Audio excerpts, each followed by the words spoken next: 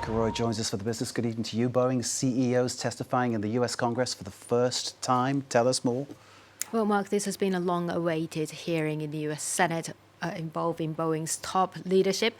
Also in the room, family members of some of the 346 victims of two fatal 737 MAX crashes more than 5 years ago. The panel's chair introduced each of them by name, and Boeing CEO David Calhoun, before he gave his statement, stood up, turned around and said he was sorry.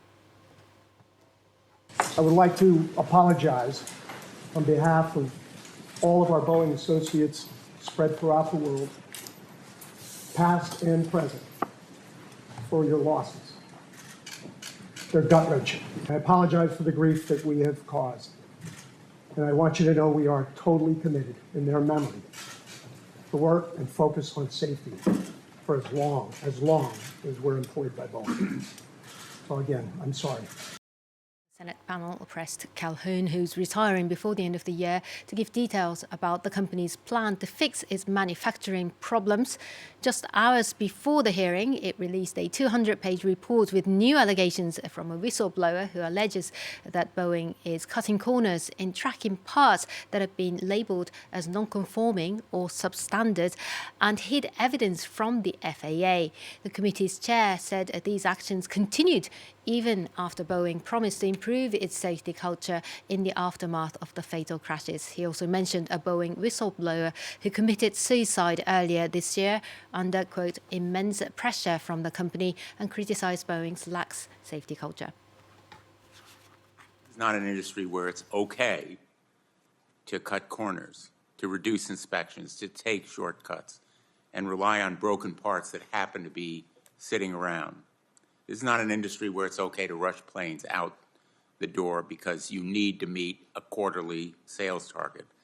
I feel you know all of what I am saying, but it's not enough to say it. Boeing has to do it. Well, whistleblowers have played a critical role in bringing to light Boeing's problems and to move the company's leadership. Earlier, I spoke with Anita Mendiratta, aviation and tourism expert, and asked her about their importance. The issue of whistleblowers is an absolute X-ray on whether or not the promises of safety culture are being delivered by the people. The recent claim about the titanium being brought in and it being faulty was, as Dave Calhoun said, an issue with the supplier that the supplier should have brought up. But the travelers, the staff, they want to know that, again, everything they are doing is keeping people and trade and military safe when it goes into the air. So the whole whistleblower culture is absolutely critical. Unfortunately, one of the elements that's coming up in the Senate hearing that's taking place right now is that so many of the areas of inquiry that the Senate made themselves, whether it was statistics about faults, speaking to whistleblowers, the CEO had not gone into himself. He'd not spoken to whistleblowers himself. He'd not looked at the data himself before it was presented to the Senate. Again, it comes back to the accountability and the visible ownership of the problem by the leader at the top. That's going to enforce that. And that's including when we know that there have been whistleblowers that are suppressed, the leaders of those whistleblowers need to be held to task so that it is very clear that if someone genuinely sees a problem within the organization, they are whistleblowing to be able to make the organization stronger. That should never be muted. And those who mute should be held accountable.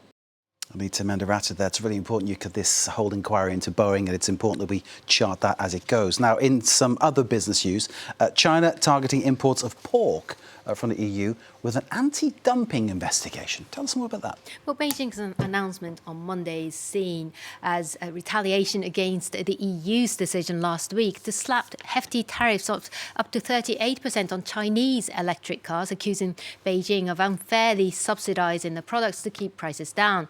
Spain, the world's largest pork exporter, and also a country that strongly supported the EU's EV probe, is already scrambling to avoid a trade war. Vedika Bahel has the details.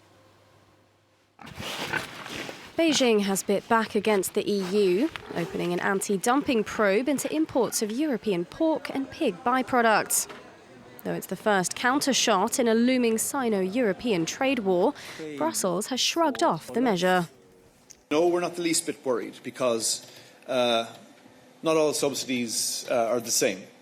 And any subsidies that take place under the Common Agricultural Policy, or indeed in any other policy area in the European Union, are strictly in line with our WTO obligations. The world's largest pork market, where it is the most popular meat, China imported around $6 billion worth of pig meat last year, over half of which came from the EU, mainly Spain, the Netherlands, Denmark and France. Top suppliers, the Spanish Pork Producers Group, said it will fully cooperate with the Chinese authorities. Trade wars benefit no one. We also call on authorities, with all due respect, to be consistent in understanding that the commercial context moves in one direction, while sometimes the institutional context moves in another. According to Chinese authorities, the investigation will cover the imports from last year and should be completed by June 2025, though it may be extended another 6 months if required. Educational. I realised Spain was the biggest exporter of pork. Yuka, thank you for that fact. And the man from Interpork